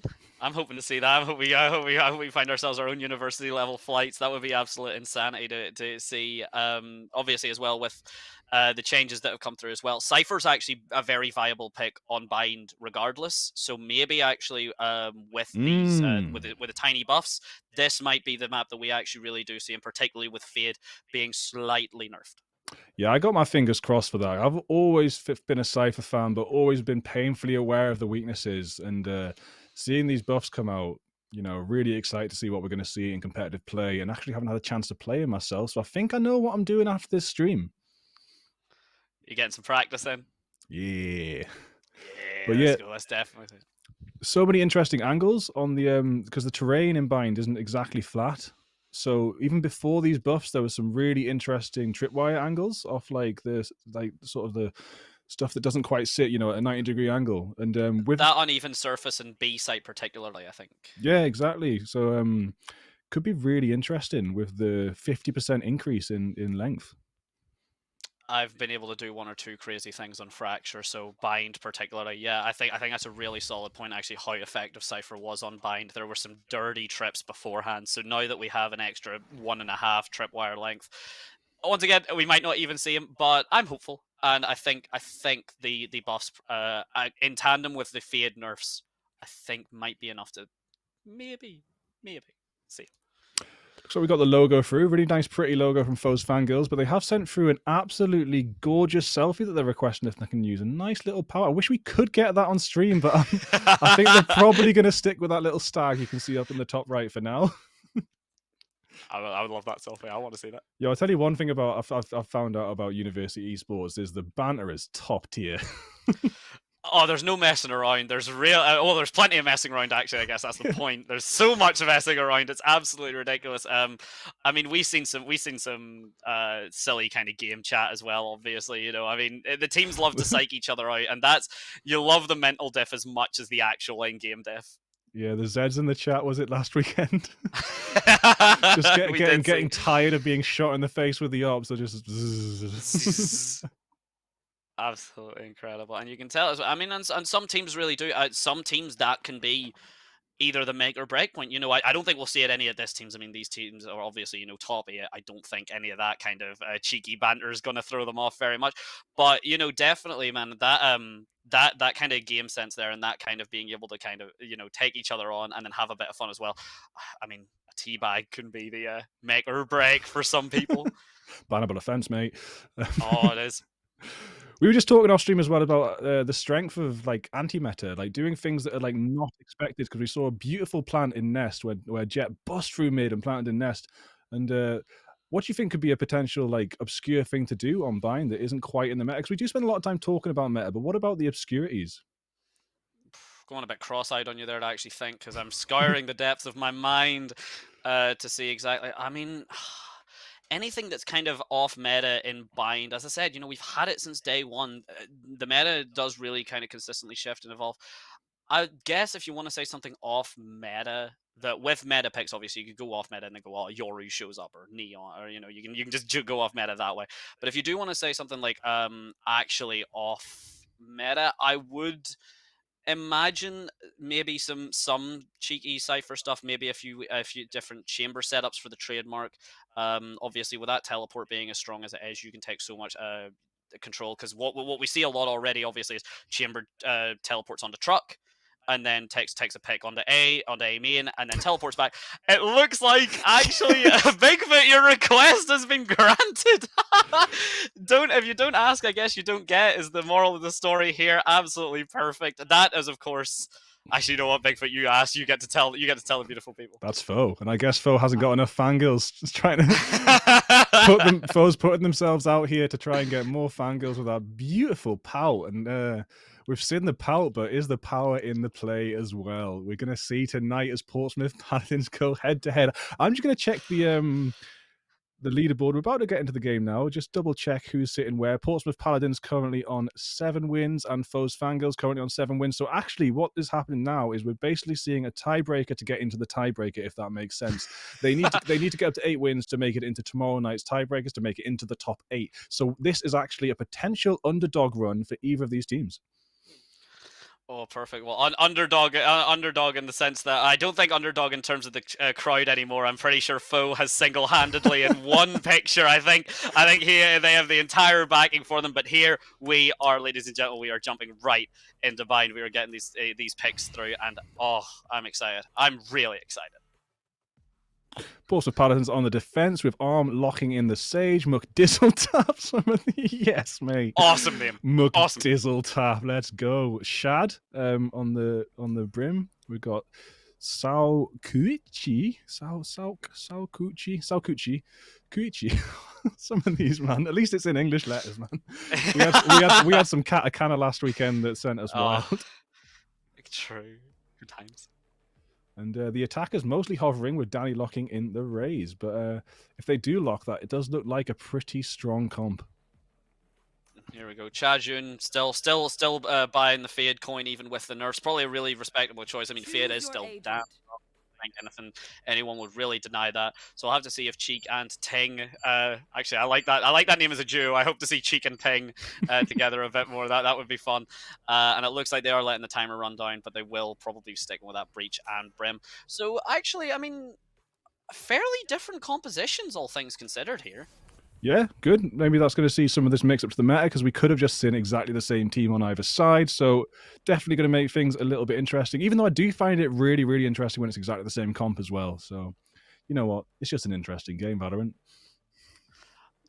Said it best. I mean, even with, I mean, as I said, I was saying in the post, I believe Bind is what you would call a solved map. But here we go. We see the teams immediately deciding that no, the map is not solved.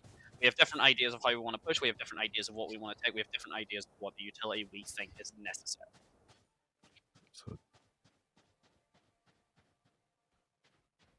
So now just TG8. Those fangirls heading into attack with, you know, pretty solid attacking comp. Breach is going to be their source of flashes, so it looks like, if I would expect, Breach is going to be heading the charge possibly, but we are actually going into is it a default spike getting dropped in Link, and yeah, let's see which one they actually choose to push through and gather some info. Getting some more default plays. We've seen a lot of that last game as well. It's nice to see the university teams. Oh, immediately on top. Yeah, on top of the stage. Well, oh no! Is that actually going to take out Ting? Actually, was in the doorway. No one was ready for that. Well, Regret was taking down both Ting and Danny. Absolutely incredible. Is that just a TP conversion to me? That was indeed, I think. That's absolutely incredible. Very aggressive. But Foe's Fangirls, though, actually seeing that big TP play and just deciding, you know what? Yeah, cool. Site's free. This is going to be a chamber. Oh, never mind. Never mind. I was looking at last night's scoreboard. We just got information through that both teams are sat on 8 wins. So this is actually a tiebreaker to sit outside and above of the tiebreaker tomorrow night, I think. But we have to see the scoreboard when it comes through. Cheek. Breach done. Wow, great breach done. Cheek getting a really nice kill off that. Foe getting a great kill, and Cheek as well. Regret goes down. Regret was such a good start to that round, but being taken down at the latter end with the attackers. Foe's Fangirls getting 1 point on the board.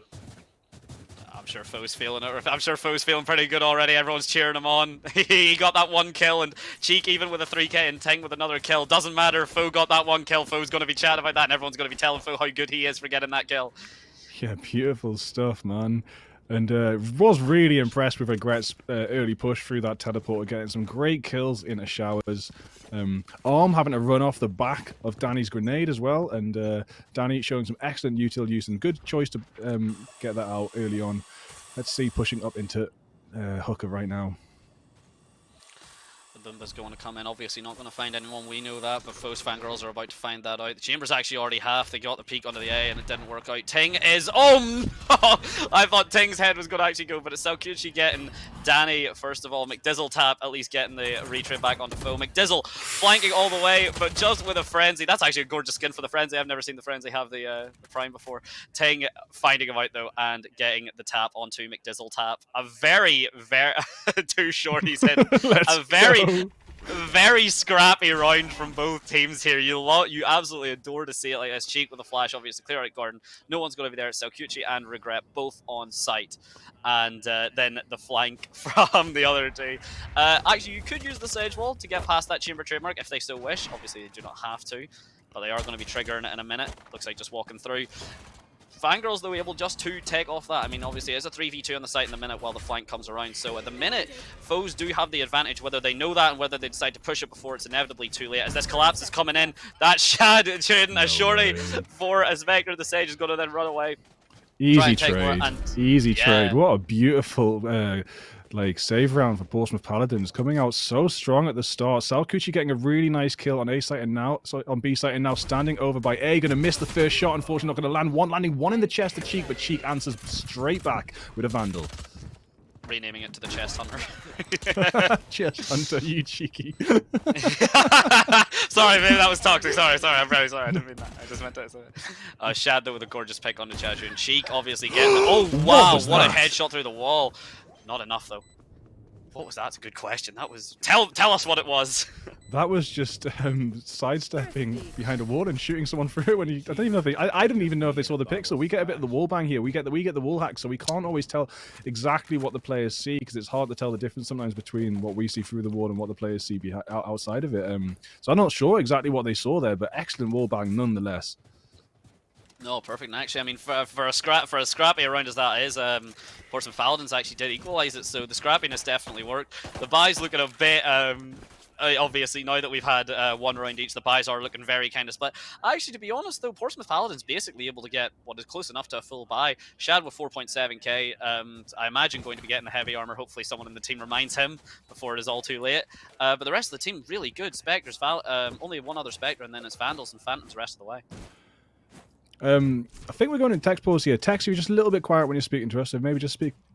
Yeah. Okay, we're going for tech pause. Yeah, we're going to bring the webcams back up as these guys just have a bit of a break. Going to sort something out behind the scenes. But yeah, what do you think so far? I thought that was absolutely beautiful stuff from both sides, and it looks like we might have a bit of a match on our hands. Oh, I mean, geez, I mean, I mean, I was talking so much, I was that excited.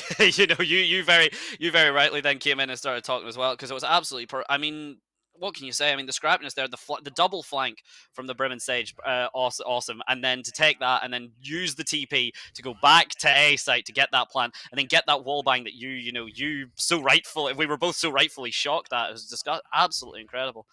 Yeah, I'd love to see an exact POV of that, exactly what happened, but just a really, really clutch wall bang kill. Yeah, and getting the trade-off with the shorties as well was just so important, you know? Like, they're trying to save, they're trying to do their best with the shorties, and, you know, you can do a lot with a shorty when you're being pushed, but how much can you do with a shorty when you're pushing? And not always a lot. They answered that question. But they answered that question, and they got a lot. That question. Yeah, they really did. I mean, the way you say it as well, and the way you really say it, I really like it, is, of course, you know, asking questions and being answered, or can you find the answer, or do you just get kind of pushed over by that one question? That was definitely a question asked and answered. 100%. Yeah. Can you survive a save round? Can you deceive a sky flash with a big smoke? Yes, you can. No info gained because they were hiding behind the smoke there. But they can see the attacking smokes. They do know that is a potential, that there's going to be 5 people here. I think maybe a bit of a miscommunication though, because if you notice, that's an attacker, or from the side of the foes fangirls, obviously that is an attacker-sided smoke, which means they did a good job saving them from their own flash. So maybe a bit of a miscommunication there, maybe, but it doesn't matter when McDizzle is doing taps like that on the cheek, immediately slowing down the push. You do not want to be pushing into that. The drop onto Hook is absolutely insane. Are we going to see the hairline of foe? Yes, we are. Gorgeous spot from McDizzle. Yeah, really nice pixel kill. McDizzle, what are you doing? Are you going to get out the ace as well? Chazjun standing left in hooker. Go on, push it. Right click, jumping right. No! Going to pay off, and Chazjun gets the headshot back. Nearly an ace, but the first 4K was beautiful. That spray was dirty, and there's nothing more to be said. That spray was absolutely disgusting, and McDizzle, I'm sure, very proud of that.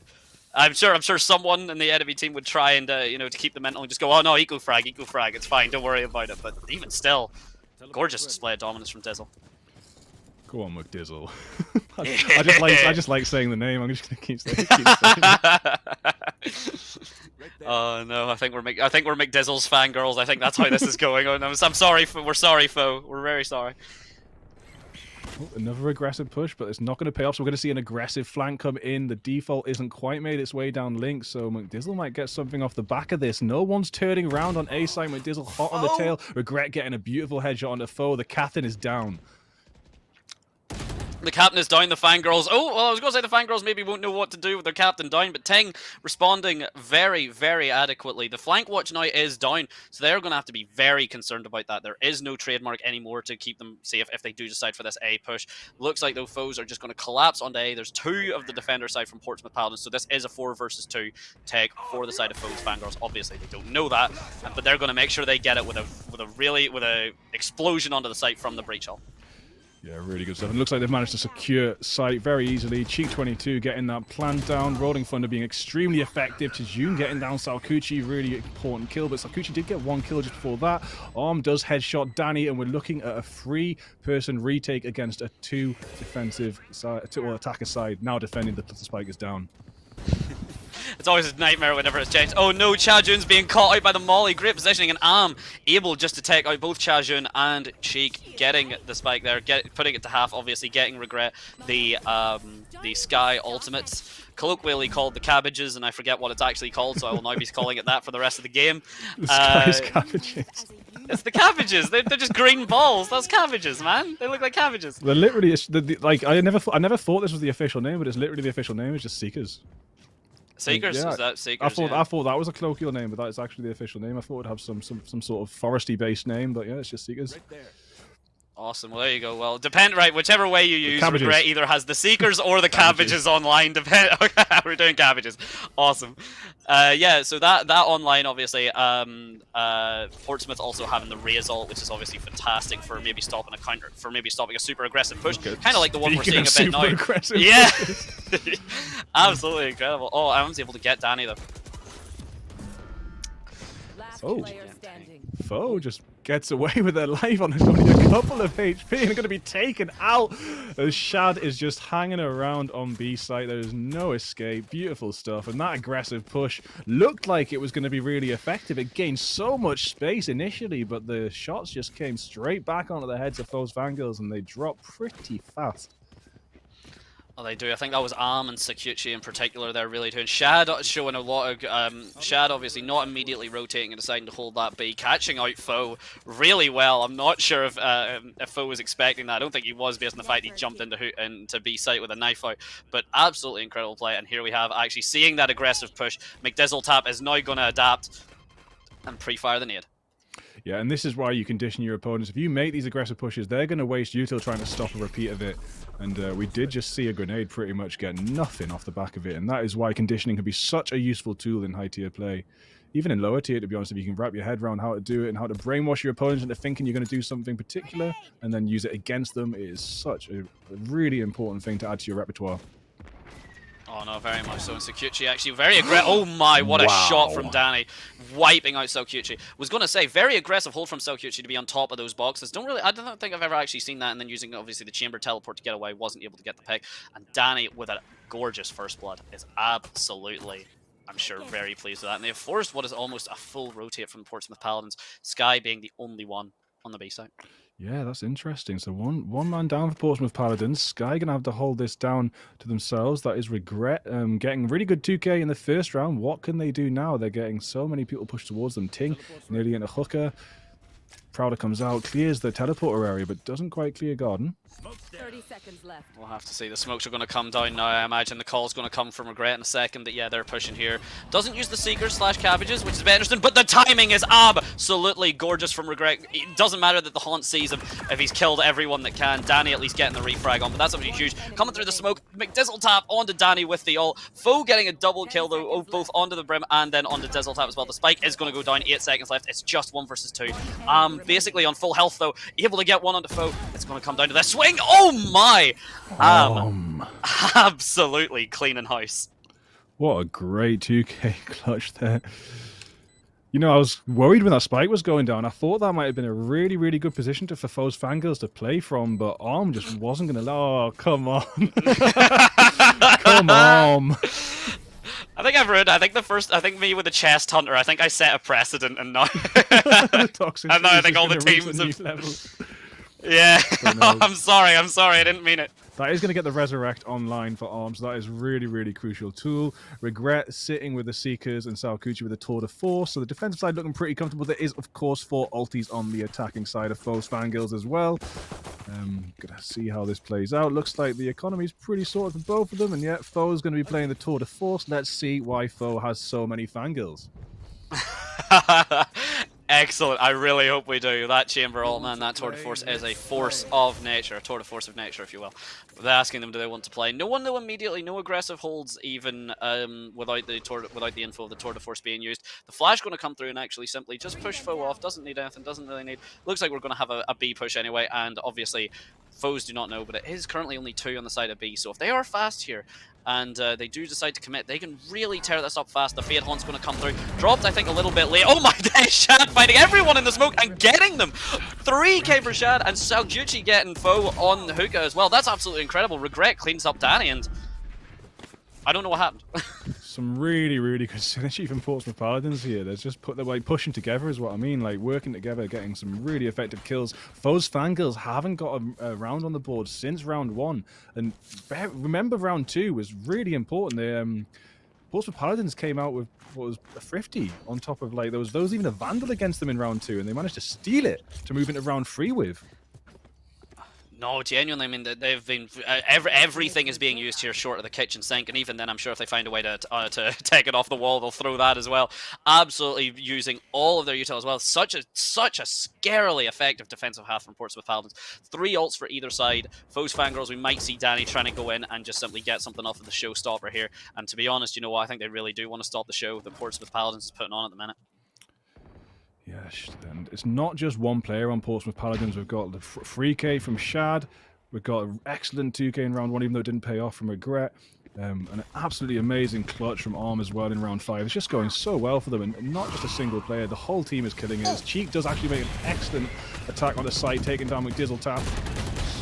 The Cabbage is there, absolutely showing no remorse as they chase him down. Able to get it. Ting actually gets the refrag under Regret as well. And now, there is no Sage Wall for the side of Foes Fangirls here, so Planting Truck is going to be a lot deadlier than it usually could be with that Sage helping. Here we go, we do see the fire in the hole. Danny absolutely taking down Salgucci. The bomb is going to go down, but it is a 3 versus 2 hold now for the defenders, but I'm doing really good work on this Shower side here, and actually using the res as well. Perfect. McDizzle Tap is going to be able to get up. TJ Foe's staying right on the spike though. He's going to get the timing. He only has 1 bullet. What? 180 from Shad. No. Ting's able to get the refrag at least from short, and Am's able to get the refrag on the cheek. The blast packs are coming in from Dizzle Tap. The shots are there. I was about to say the shots aren't there, but the smoke's there as well. Gets it to half. This is going to be so close between Ting. This comes down to this Sheriff shot. Oh! Which Sheriff shot are you talking about there? But I think actually has just got it with 8.8 seconds left. Wow. And just when Foes Fangirls looked like they had something back on the board, Portsmouth Paladins just saying, getting the res in, which was actually crucial considering it was down to a 1v1 and coming out back on top. 7-1 to Portsmouth Paladins. Wow. I mean, I just want to quickly point out there is Foes Fangirls have 1 round, and if you'll notice, there's a certain member of Portsmouth Paladins with only 1 death. No way. Mm-hmm. Arm is killed. What a Sage. I mean, Sage's job to stay alive and keep healing, and looks like Arm is doing a pretty good job of that. Damn effective job, I should say. The Battle Sage. Oh, here. Oh, a very cinematic angle on the Boomba clearing out hook. Unfortunately, once again, not going to see anyone. Nope. Sorry, apologies about that. Something got caught in my throat. It's okay. Absolutely a meta boombot that can pay off so much information, but that's why it often doesn't, because people are so used to it. We do see 3 people pushing out of the smoke at B long though, as Shadow gets a knock onto Chajun, headshot straight down. A little bit of an assist from the sky as well, so it's a bit of teamwork there. Regret takes down Ting though, answering back. Absolutely incredible to be ready for that. I mean, Regret is the Skydog's going to come through, and the blast pack, Danny's going to try and get out through the window. Doesn't actually manage to, but it seems like for the meantime, Portsmouth Paladins are ready to wait. Shad obviously getting the health back all the way. McDizzle Tap, I think, is about to get McDizzle tapped. Yes, indeed. Cheek with an absolutely great shot. Danny able to get Regret, though, thankfully, and Am having to make something work here. Danny, though, is able to get Shad as well, so that is Garden now cleaned up. It is a 2 versus 2. Foes with the breach ult as well. The pre-fire onto Sakuchi. They don't know he's there. Well, they do know now that the Chamber Headhunter is going to come through, and it's all going to come down, I think, from this swing from Am. Who could it be but yeah, gonna get that kill on a cheat, just too easy, and Danny on half health, easily taken out through the wall, might I add, from Salkuchi. Stop Didn't it. even need to use the Tour de Force on my days. Didn't even know he used it. He didn't even need on my it. days. You missed your favorite voice line. Well, it's my least favorite, but damn, it's cool. Damn, it's cool. Arm and look at the 11-1. Arm is sitting on an 11 KD as Sage. Wow. Oh, $8,200 in the bank as well. I think it's time. Focus that Sage down, or else foes fangirls might have to be, unfortunately, taking home an L. Yeah, this is unfortunate. Like I said, this is a very crucial game. They're on the same amount of wins, 8 wins each. Whoever wins this is going to be sitting comfy in the playoffs. Unless we have 4 more teams sitting on like 9. And then it's actually, there is a chance that the tiebreaker tomorrow doesn't happen. It all depends on the scoreboard tonight, which we will have to tune back in. You'll have to tune back into the new website tomorrow to find out the full details. Beautiful kill from Shad on the Danny through the smoke. Excellent estimation of where they were standing. The Molly's going to come out as well, trying to slow them down. And it does push them back, but doesn't do any damage. Absolute insane as well to get out of that corner. I mean, Shad should have been dead to rights there, but that was a perfect smoke into a commit. That was absolutely perfect. The flash is going to come through. Shajun with an awesome flick away from the flash, and then Ting also capitalizing on that with regret. And once again, we are back evened up. Even though we are sitting 8-1 Portsmouth way, these rounds have been so close every single time. Dizzle absolutely flying in to Hookah with that movement, absolutely incredible. No fear as well to jump in. Even maybe though they should have waited to face their fear. Ting gets the one, Sakuchi gets Ting, and Shajun's able to pick up both Sakuchi and and finally put another round on the scoreboard for them. Yeah, good stuff. Shajun really getting that table turning 3K that really helps them out. The best they can hope for now is an 8-4 in this round. Hopefully off the back of that morale boost, they'll be able to pull something out. They do have one more ult than Portsmouth Paladins. Orbital Strike can be really useful in the post-plant if they can keep Ting alive, and obviously Cheeks Rolling Thunder could be really crucial for taking site as well. So this might be the round where they execute it, considering they've got all the armor and all the guns. Would be good to see both and see another round on the board for foes Vangels. Oh, 100%. We're going to have to see something there. I do just want to very quickly say, though, I think Danny was a bit too over-excited on that push. I mean, they were pushing off of the Fade ult, but he just pushed out that slightly too soon, to the point where the Fade ult hadn't even connected. So he did just kind of, you know, you maybe just want to talk about that. You know, maybe just wait for the ultimate if you are going to use those kind of things to get the maximum value out of it, rather than dying before they go off. Yeah, you know, this B-site defense has been pretty strong, so they are playing a little bit tentative, trying to get that information. But what they're also trying to, I think they're trying to do, is get close to the entrance so they can execute this Rolling Thunder. Here we go. Oh, my man calls it in one. The honk goes down, the Rolling Thunder. B's entirely clear. Regret's now going to have to do some bullet dodge and gets the pop flash through the smoke. Able to hit it. McDizzletap's actually able to get Ting with a nade, but the spike and stops the spike going down. The Seize is going to come down as well, stopping the push from Elbow. I think that is actually going to catch someone. Cheek's going to finally start planting. Oh my, Shad gets one onto Shajun. Gorgeous shot onto Danny. Doesn't miss. Cheek able to get the shot onto Regret, though, avoiding the flash. But Cheek being nice, surrounded upon. Never mind, gets so cute, she gets Sam as well. What a gorgeous set of shots, but is going to have to do something magical. That is such a shame for foes Fangirls, man. They had a really good tactic, but Portsmouth Paladin just had such a good answer for it. So I think it was definitely Regret. I think it was Shad as well. I'm not 100% on that, but they were standing in that tube there, and they might have even dodged the Rolling Thunder. But either way, they were very ready to push back on site once the Rolling Thunder was over. And no, very much, and that re-collapse was very well done. And that's what you were saying. You know, the team cohesion. You were saying this off stream. You've been saying this all night, basically, that the teams have been so well coordinated and so well playing off, and it's been absolutely gorgeous to watch. Yeah, we're actually seeing what seems to be quite common to me is having like kind of duo partners. Two people that are really good at playing together and play together quite often. If we were maybe a close reader, you could be mine, but I've got some catching up to do. Oh, one day, don't worry. Don't worry, I've got some falling. I could definitely fall. Don't worry. It could have been a win. It could have been a lucky streak. Yeah, no, exactly. It looks like we are going to have another little bit of a pause here, just while we kind of sort some things out in the background, which might actually be really good for foes. Maybe they do need to sit down and take this as an opportunity to really have a solid discussion about what their game plan is. Maybe not even. Maybe they could decide just, you know what, forgo attack. Wasn't working. What's our plan on defense? Yeah, I mean, it would be good for them to be able to pull something out on defense, but it is really hard to pull back a 9. I mean, it might even be 10-2, mate. So looking at their economy, it looks like Foe has got enough money to sort of help out the Fangirls a little bit. So he should have enough money to buy Cheek and themselves. So on this last round, this last chance they've got, they do have, like, they're not sitting there. You don't want to be on a thrifty on the last chance you've got, do you? Like, trying to get a thrifty on the last round of the first half is just painful. No, it absolutely is. At least, thankfully, for the sake of for the sake of Portsmouth, what's happening at least is Sokuchi on that op, but they don't have to worry about a tour de force either from either chamber. 5 and 8 for Foe and 4 and 8 for Sokuchi. So at least the scariest gun in the game is not going to be coming out for either team, which could actually be the difference. And we'll just have to see how Sokuchi does with a regular operator rather than the custom. Yeah, if this was Fracture, you could buzz around. You can get yourself 4 orbs before you even execute a site if you really want. I mean, I've done it, and sometimes it works. But you could get an orb. You could maybe get 2 orbs and get 1 kill for Foe. But I doubt that's going to be the focus of this. The focus of this round. I see what you did there. I'm not even trying, mate. It's just. I know you've been on fire with these, dude. It's just they're just there. They're just there and waiting. But yeah, so yeah, they could get the showstopper too if they make an effort to get these extra ults online for the final round. They could be really useful. But what will probably happen is they'll just play with more of a tactic not based around that. And if Danny gets 2 kills, then the showstopper will come out. If Foe gets 2 kills in the orb, then the tour de force will come out. But either way, they just want to try and get hold of a site. And I think the reason we might be having a bit of a pause is Foe looking like they're AFK in spawn. And just reconnecting now, it looks like. So we're probably going to get back to it, as the stack does seem to be going towards A for this final chance. Foe's Fangirls attacking. What are the Paladins doing over in B site?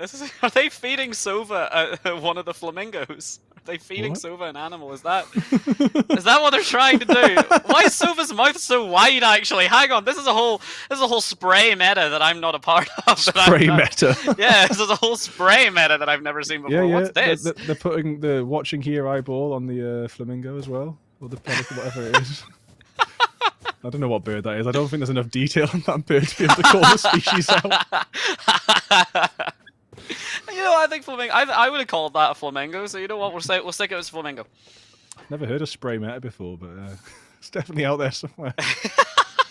Some people, man, you can come up with all sorts of crazy designs off the sprays. It's absolutely incredible. The inventiveness of some people, man, absolutely amazing to see. Even if they're gone, even if they can't aim, they do some good sprays. Yo, Foe's Fangirls are actually going to have to be really inventive to come out on top of this. They need this last board on the round, or they're going to be heading into a 10-2. And, you know, we've seen some comebacks in the past, but 10-2 is so hard to come back from, especially if you lose that first pistol round on the opposite side. So, Foe's might be one of Foe's last chances, really, to start getting back on the board. But, you know, an upset is not impossible. This is Valorant, and if you can dominate round after round, you can make a comeback from anything. I mean, there's a reason the 9-3 curse is the 9-3 curse, and I think Foe's Fangirls may be just repeating that to themselves in their heads right now. It's definitely a good way to remind yourselves that you're never down, you're never out in this game. There is just crazy stuff that you can do every single round, even micro adjustments that absolutely tip the scales in the favor of yourselves, or obviously if the enemy team do something similar to the enemy team. Looks like the countdown went down a little bit, and then we had another pause. Hopefully someone's computer hasn't entirely died. That would be a real shame. Look at the minimap though, mate. It looks like they're going to be going for that aggressive A push, whilst Portsmouth Paladin is going to be going for that aggressive showers defense. And this might actually pay off this time. At least going to be a free A site, but can they hold down the post plant? I mean, the Sage AMH the name escapes me right now, but they have been absolutely dominating in that showers defense. I think they've at least gotten 20% of their kills, I think, from a showers defense, either standing on the wall or doing something just incredibly unexpected and sagey. We've got Foe in the chat. Guys, give me some kills, I beg.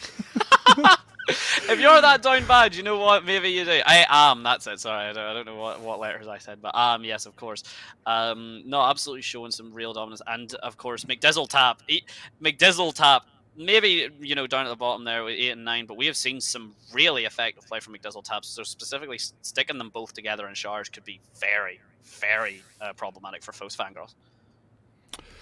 Yeah, and Dizzletap was the only person to get a 4K so far, almost taking an ace, but unfortunately whiffing on the last little moment, like rushing in with the classic instead of just hiding behind the box and reloading the Spectre. Didn't quite pay off, unfortunately, but yeah, definitely the 4K was one of the most impressive things we've seen, and this is the aggressive push coming in, and we have already had Chamber teleport out, so, oh, my Dizzletap going to take out Danny, and the showstopper comes out, my Dizzletap takes out Cheek as well. This easy ace I was talking about is not so easy after all.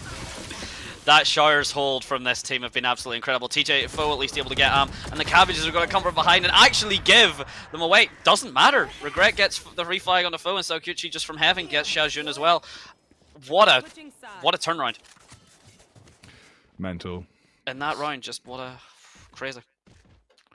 Absolute domination. Portsmouth Paladins just sitting so comfy in defense, and now they're switching over to attack. Are they going to be as comfy, or are Foes Fangirls going to pull out a massive upset? Currently, it's looking hard, looking unlikely, but anything can happen.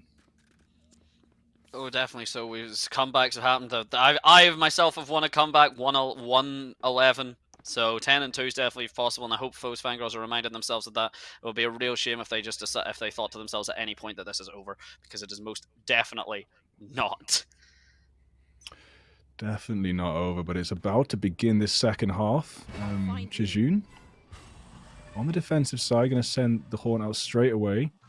Looks like we do have a bit of a slow default again. The spike, which is something I do like to see, not just in Link, because I sometimes see that backfire when it's in Link. Maybe a little bit better, just a little bit further back. Keep it safe. It means you're not dropping it in front of anyone. You're not giving Foes Fangirls any opportunity to kind of take the spike off of you and keep it. This breach stun's actually going to go down long. 3 people ready to converge off of it, but just no one there to get the value off of. Absolutely heartbreaking, maybe.